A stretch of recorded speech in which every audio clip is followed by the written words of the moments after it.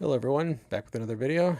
So, as of yet, this channel has not achieved a large audience, but I've gotten a few views on my videos, and one video that has 3 views so far is my review of the book Babbitt by Sinclair Lewis. And I thought to myself, why don't I review another piece of media? Because clearly reviewing pieces of media rakes in the views. So today, I'm going to review the movie Mean Girls from 2004. Yes, that's right. A man in his 40s is reviewing Mean Girls. So why am I reviewing this movie? Well, basically, it came out when I was in college, and I never saw it, but I heard people talk about it and how funny it was and how great it was. And over the years, I've heard it referenced so many times that it just seems to be a part of pop culture. And, I just thought I might as well just understand what all the hype is about because, seeing random phrases like "you go Glen Coco" appearing on the internet and everybody acts like they know what that means. Yeah, you kind of feel left out. So I'm here to say that I watched the movie and now I have some thoughts on it. Well, what did I think of it?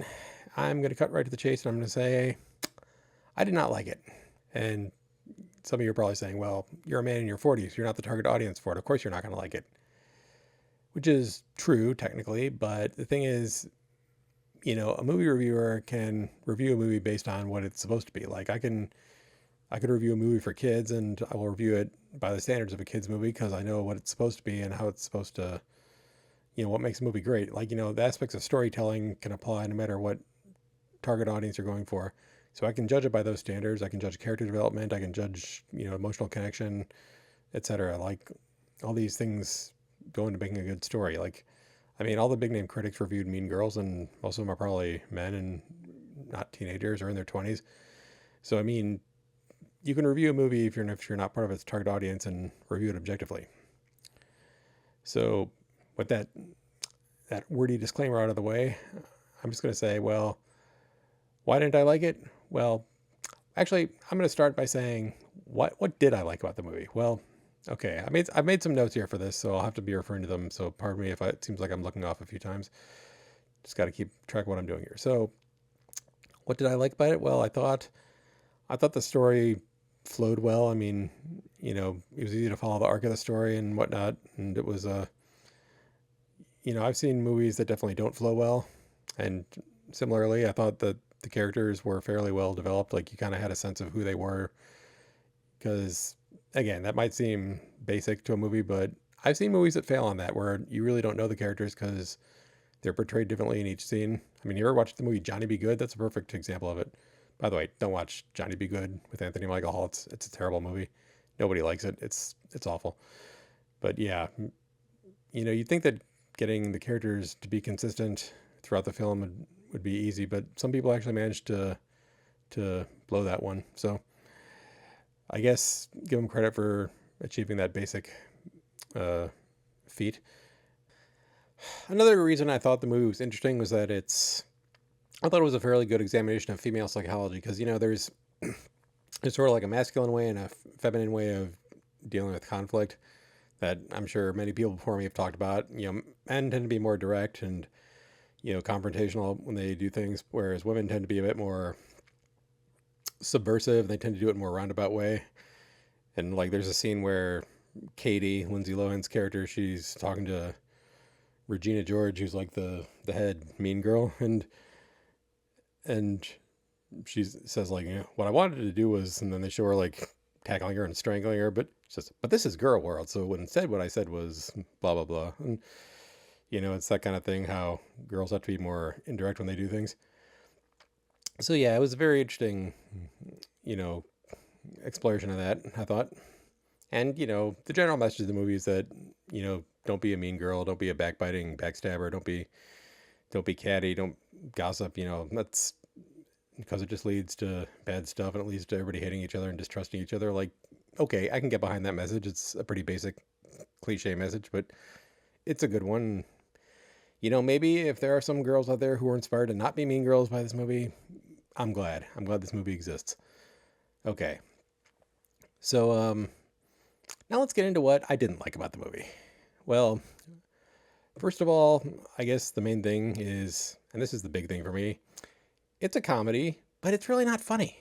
like all the jokes in it, like there were a few parts that made me laugh, but it was really more like a chuckle than an actual laugh. Like so many of the jokes in it were, this is the best word I can come up with. They were hacky.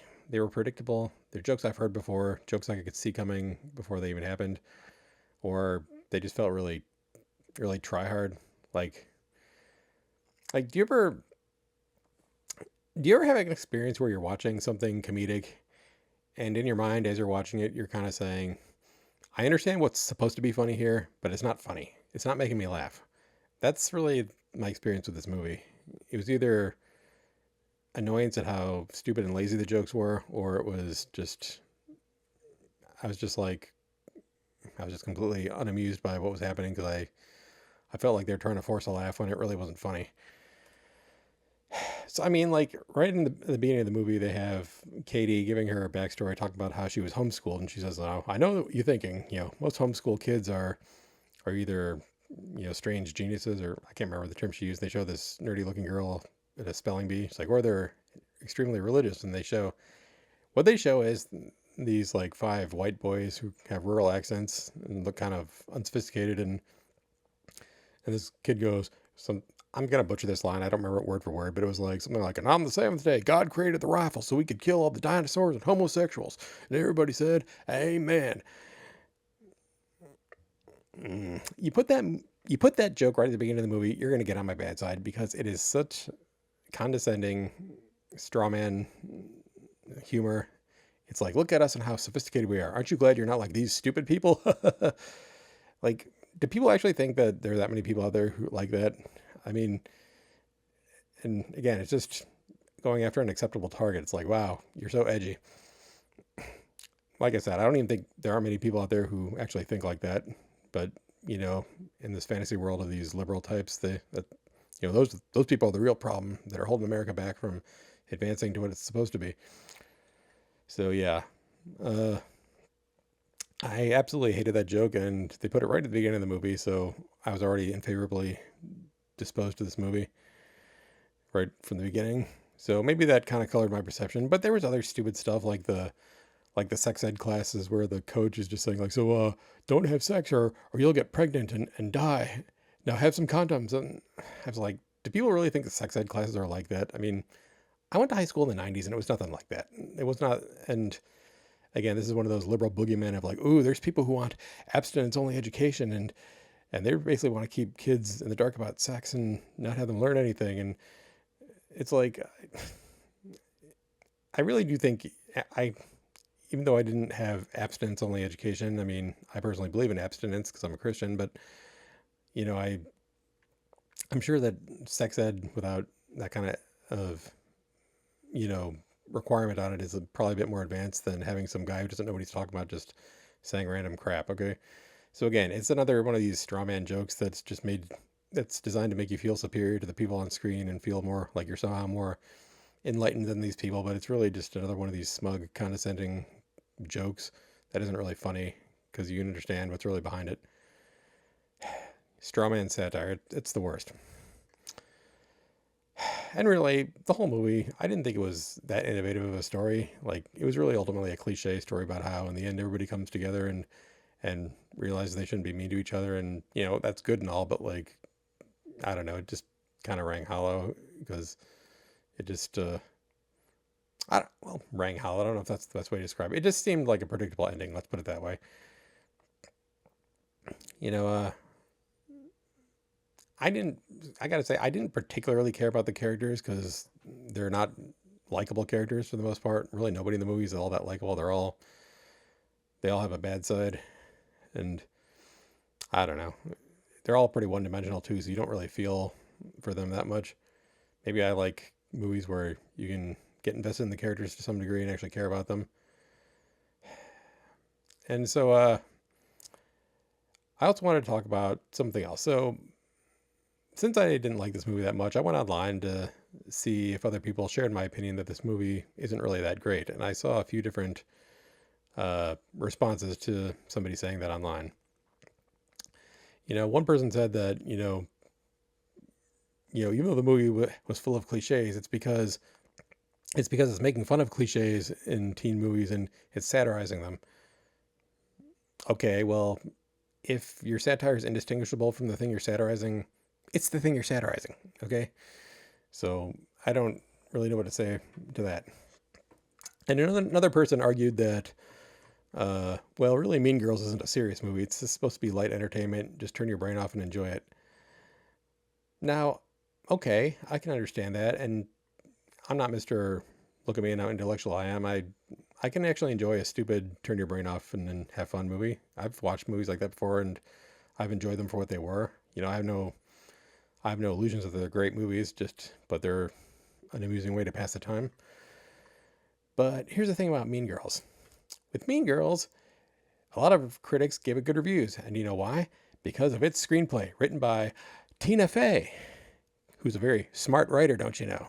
So some people say this is a sharp, witty movie full of good dialogue, and others say it's a dumb, turn your brain off and have fun movie.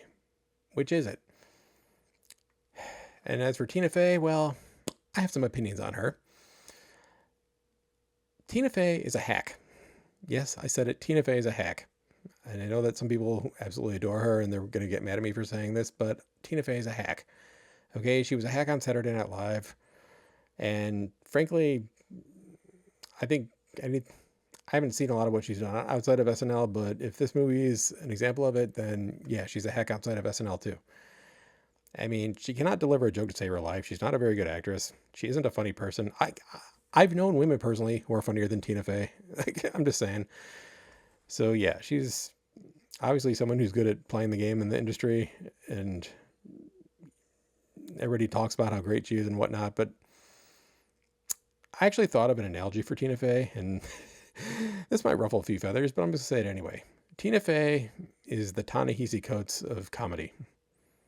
Some of you might remember Ta-Nehisi Coates and what a big deal he was about 10 years ago, because he was, for anyone who doesn't know Ta-Nehisi Coates, he was a writer for The Atlantic, and he was black, and everybody would always be raving about how this man is the most incisive writer on racial issues of our generation, and you know, every book he writes, every column he writes is very important, and you must read it if you want to be a good liberal. But everything he said was stupid. Nothing he said was all that insightful. All it is just, you know, recapitulating the narrative, but because he's an important writer, you know, he just gives the establishment their little mouthpiece. You know, see, it's coming from this black guy, so therefore, you know, it's important, right? So, yeah, Ta-Nehisi Coates is a hack, and that's probably one reason why he's largely irrelevant today, because people realized he had nothing interesting or insightful to say. He was just a token. That's all he was. Yeah, I'm just going to come right out and say it. He was a token, and I'm not the first person to say that, but I'm going to join the crowd of people who think that about him. Tina Fey is the same thing. She's a woman in comedy.